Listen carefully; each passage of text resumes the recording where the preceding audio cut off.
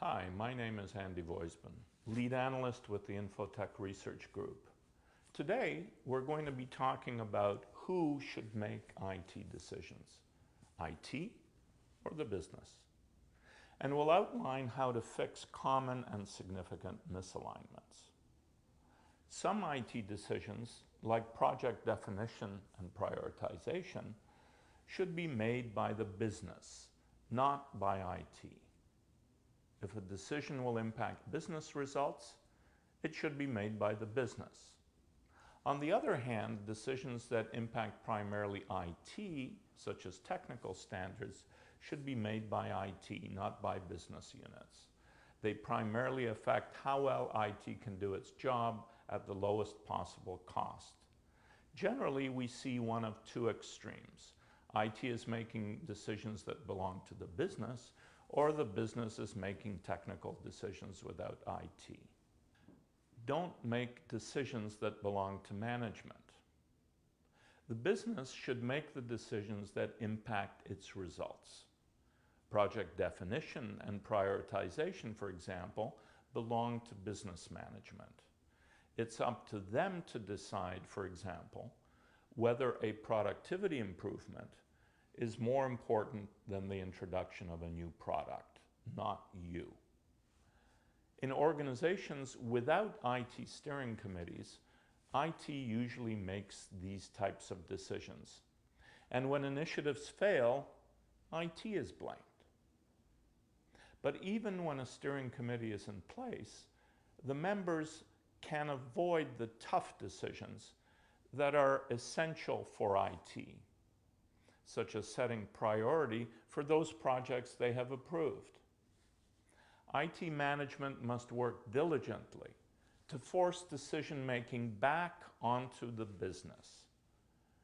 Delaying work until decisions are made, for example, is a much better approach to changing behavior than the typical IT response, which is to proceed with IT's best guess as to what is the right course. What decision rights should IT have? In some organizations, the business is choosing technologies and choosing vendors with little consultation with IT. There's even a term for it, shadow IT. Typical examples today are the selection of mobile devices by the business, or they're contracting with social network consultants and developers to develop websites for marketing or PR. Invariably, IT gets stuck with supporting these business choices and has to allocate resources unnecessarily, and in some cases gets blamed for its inability to achieve performance expectations, even though it didn't make the decision. Get back your decision rights. When IT is left out of decision making, it's very often the result of either an ignorance by the business of IT's capabilities, or more often, low confidence in IT's ability to contribute to a decision. The first challenge is easier to address. It takes better communication.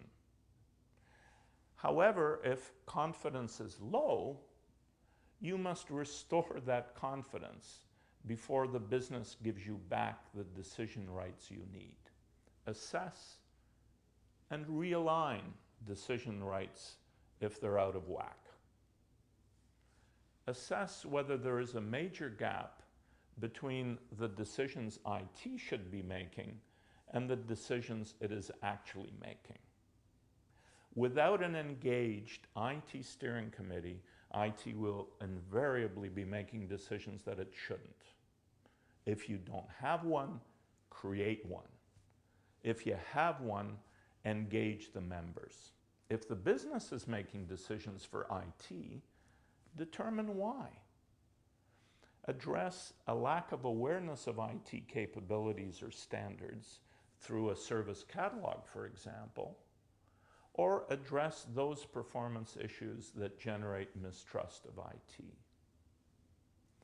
Realigning decision rights is difficult, but if you don't do it, you're likely to get into hot water really soon. Thanks for joining me today. For more information about this topic, take a look at our solution set on optimizing IT decision rights.